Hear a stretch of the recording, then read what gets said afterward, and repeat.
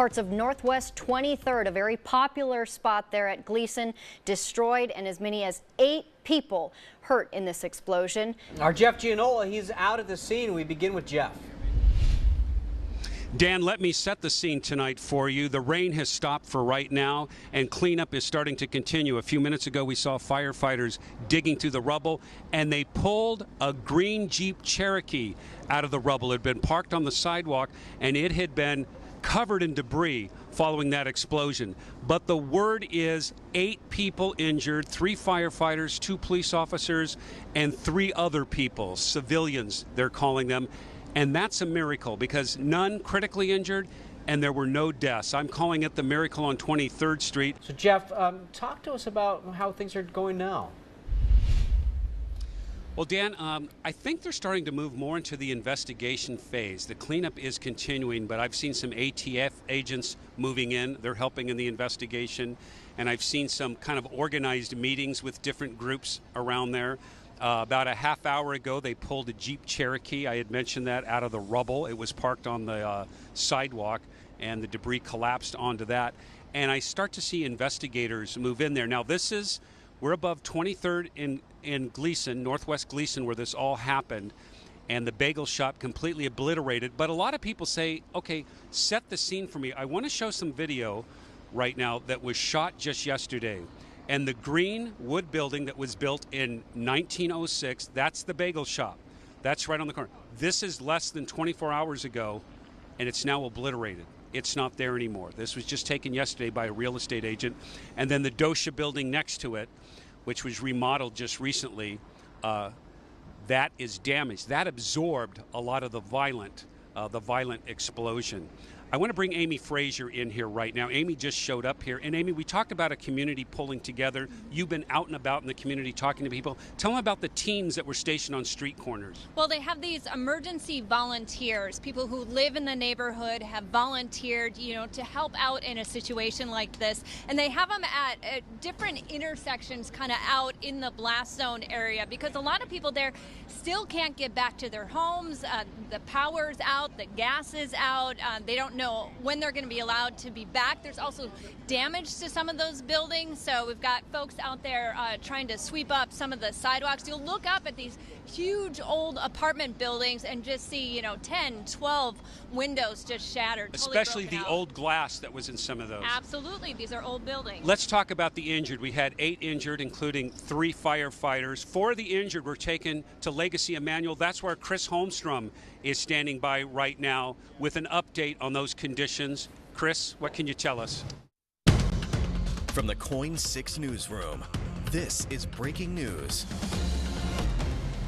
And breaking news at 11, a 75-year-old woman is dead tonight after she was hit by a car. Now, this happened on Allen Boulevard. She was crossing the street when that vehicle hit her.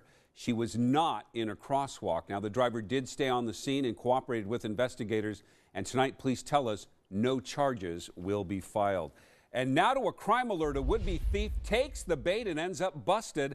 A package sitting on a front porch inside, something he never expected. Our Cole Miller joins us live with the rest of the story. Cole? Yeah, and I know a lot of people here have packages shipped directly to the station or at their workplace. Yes. That's another solution. Another great idea. Hey, Cole, great story tonight. Yeah. Well, new at 11, Portland Public School students will have at least 2 extra days of school this year. Kristen is off. Yeah. Enjoying the holidays already. It's always good to have Joseph here. The last 2 nights we've talked about freezing fog like I've never seen before. Yeah. Now we're back to old rain. Yeah, just rain, moving on in. Our good old friend. That's right. Hello, everyone, and good afternoon. Jeff Gianola along with Jennifer Hoffman. We are broadcasting live from Portland's waterfront for the Safeway Waterfront Blues Festival, which is the biggest fundraiser for the Oregon Food Bank. And I hope everyone's having a great afternoon, and thousands are gathering here. And the other big story is the weather. A year ago, we were sitting here, and it was 32 degrees warmer than it is right now. This is perfect weather. All this makeup I had on was just melting. I mean, it was miserable out here. This is absolutely gorgeous. Temperatures in the mid-70s. Let's switch it over to Kristen, who's standing by in the crowd. Kristen, you nailed this forecast right on the button. Sometimes things aren't what they appear to be, and that's the case of a man who disappeared and was later found dead. Was it murder or not? I investigate in tonight's KOIN 6 Unsolved.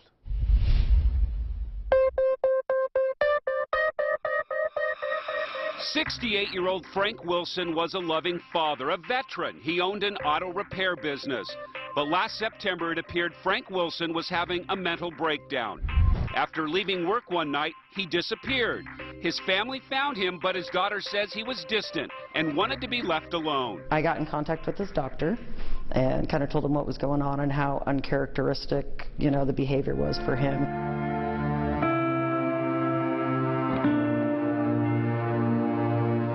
Refusing help, Frank Wilson took off again. Recently, he had been diagnosed with some medical issues. He was struggling with the idea of retiring. He had a concealed weapons permit and often carried a gun.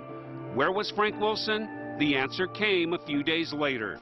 On September 24th, the body of Frank Wilson was found inside his pickup truck, parked at one of his favorite places, Trillium Lake. Some of the initial opinions were that there was a potential for this to be self-inflicted. But as he looked at the evidence, Detective Bill Turway began to question his first impressions. Frank Wilson was shot multiple times in his chest, and there was no firearm located in his vehicle or near his vehicle. State medical examiner Karan Gunson did the autopsy on Frank Wilson's body. Her first clue his death might not be suicide. There were more than one gunshot wounds, and the location of the gunshot wounds was very atypical for a suicide.